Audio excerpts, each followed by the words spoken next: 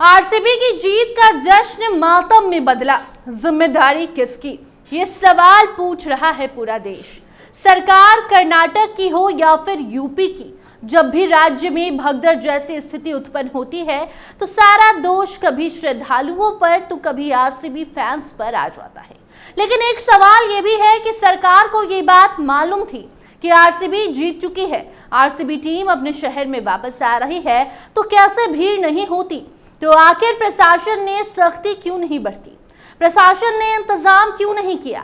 एक तरफ जहां देश भर में मॉक ड्रिल अभी भी चालू है, इसी दौरान किसी शहर में भगदड़ मचती है, दर्जन भर लोग अपनी जिंदगी से हाथ धो बैठते हैं और सरकार कह रही है कि उसमें हमारी क्या गलती। अब आते हैं आरसीबी पर। तो वनवास खत्म कर आरसीबी आईपीएल कप लेकर अपने शहर वापस लौटी। खुशी में इतनी मग्न हो गए कि शायद ये लोग ये भूल गए कि नियम कानून भी कोई चीज होती है।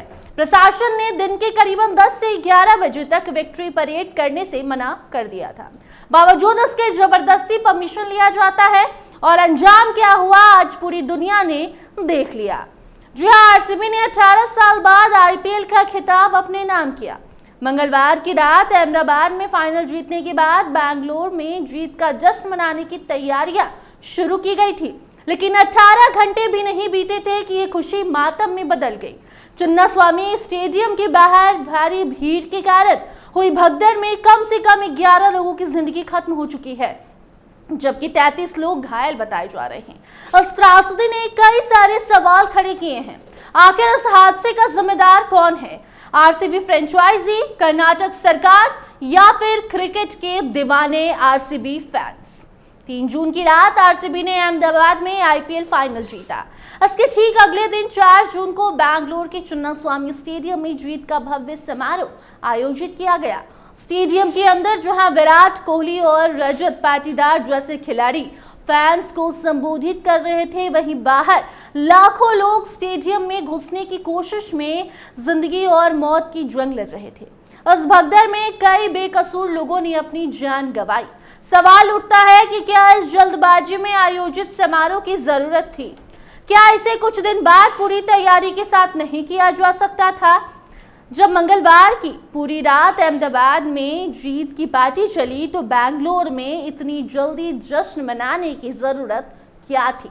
उस तरह के बड़े आयोजन के लिए 2-3 दिन बाद भी पूरी तैयारी के साथ कार्यक्रम किया जा सकता था, लेकिन आरसीबी मैनेजमेंट यहां पर फेल साबित हुई। आईपीएल के इतिहास में ये पहला मौका था जब किसी फ्रेंचाइजी ने जीत के तुरंत बाद इतनी बड़ी विक्ट्री परेड का आयोजन किया। इस आयोजन में कर्नाटक सरकार की भूमिका भी चर्चा का विषय बनी हुई है। सरकार ने आरसीबी की इस जीत को कनरेगा अस्मिता से जोड़ने की कोशिश की। उप मुख्यमंत्री डीके शिवकुमार इस पूरे आयोजन में सरकार के चेहरे के रूप में सबसे आगे रहे। एयरपोर्ट पर खिलाड़ियों के स्वागत से लेकर उन्हें विधानसभा तक ले जाना, मुख्यमंत्री सिद्धरमैया से विराट कोहली और बाकी के खिलाड़ियों की मुलाकात करवाना और सम्मान समारोह का आयोजन, हर मौके पर मीडिया का कैमरा डीके शिवकुमार पर केंद्रित रहा। लेकिन जब बैंगलोर पुलिस ने इस बड़े आयोजन के लिए सुरक्षा प्रदान करने में अपनी असमर्थता जताई तो सरकार ने इसे क्यों नहीं रोका? ये बड़ा सवाल है। सूत्रों के अनुसार बैंगलोर पुलिस ने आयोजकों को समारोह को टालने की सलाह दे दी थी। इसके बावजूद भारी भीड़ जुटाने की मंशा के पीछे सरकार की क्या रणनीति थी?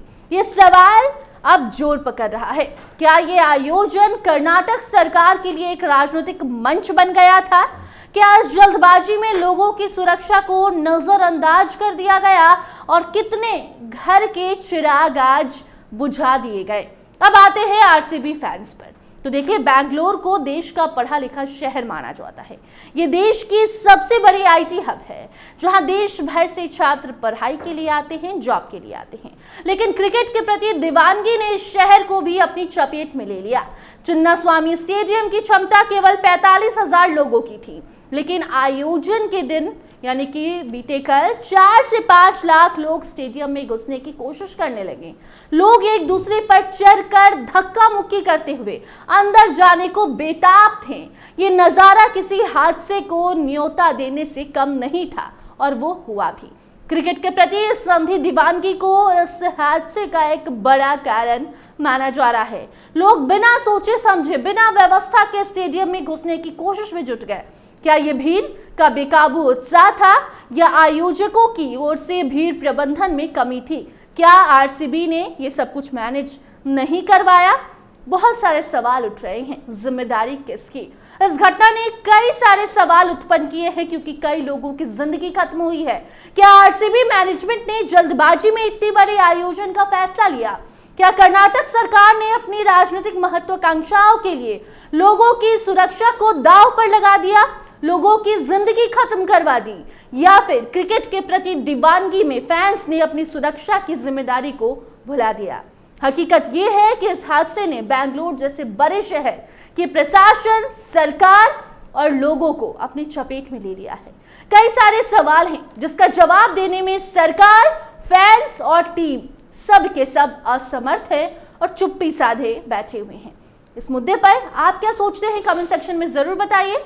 धन्यवाद।